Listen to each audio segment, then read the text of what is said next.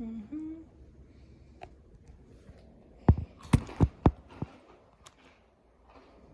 Hi, I'm Allison Crawley, and I'm here to speak with you about the fallacy of standardized school uniforms.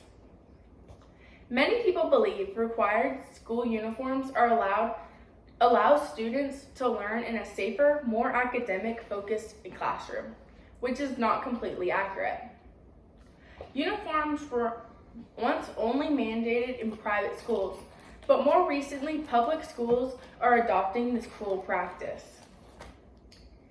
In an article about pros and cons of school uniforms, Britannica states, quote, according to a 2020 report, the percentage of public schools that required school uniforms jumped from 12% in the 1990s 2000 school year to a 20% in the 2017-18 school year, end quote. Uniforms are stifling and oppressive. They infringe on students' rights, hurt parents' pocketbooks, and draw a spotlight on economically disadvantaged students. Schools with a strict uniform policy reduce the ability for kids to express themselves in their day-to-day life. A school uniform restricts what a student can wear, hindering their ability to be seen as unique or to use their clothing as a self-expression. Elementary school is the prime age for social-emotional development, and at the age of which many students are first beginning to figure out who they are as a human being.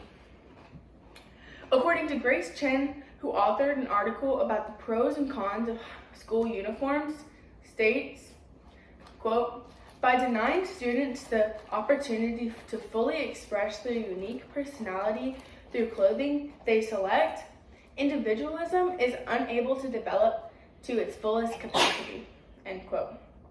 Chen also states, quote, controlling the socialism process can harm the students as an adult, as they are not prepared for the real world where they will they indeed be judged by their appearance, end quote. Schools' uniforms simply do not provide students with the ability to express who they are throughout their clothing, and further delay their social development. The school public system is meant to be a free education to all students in the United States.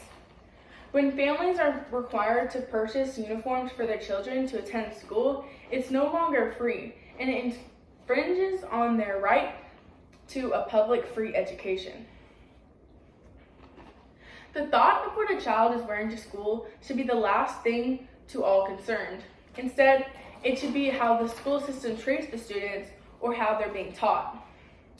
Daniel Israel is a writer for Bayonne News, wrote, it's a free public school education, so this should be about the education, not what the kids are wearing, end quote. Uniform policies force the parents to spend more money to find the specific uniform required to attend school at their child's campus. This can be cost prohibitive and detrimental to low-income families. When I was in elementary school, we had a uniform of khaki pants and a polo-styled shirt. This is commonly used in uniform today for most public schools. Israel states, quote, so many people are faced with financial challenges. The school is even providing free lunches to make sure people are fed. So I don't really understand why it's reasonable to expect the same families to be paying premium prices at these uniform stores, end quote. Not all students' parents can afford the uniform when they're living paycheck to paycheck. Proponents of school uniforms claim it's cheaper to require uniforms. The truth is, school uniforms may be cheaper for middle-class families who will be buying designer or name-brand clothes for their children. However, for low-income families, school uniforms are rarely a cheaper option. They often rely on hand-me-downs, resale shops, or used clothing stores. When low-income families are required to spend their last dollars on school uniforms, they do not buy name brand. The uniforms that they're forced to purchase are often lower quality and lack labels that their peers so proudly wear. The noticeable difference in clothing contributes to poor self-esteem among the poorer students.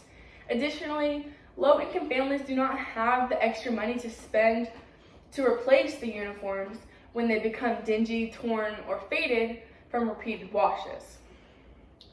The public school system is meant to be free to all children in the United States. With the uniform policy in place, this is simply not possible.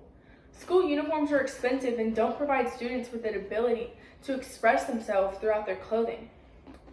In conclusion, as with any issue, school uniform policies have both pros and cons. However, the cons far outweigh the pros when it comes to school uniforms.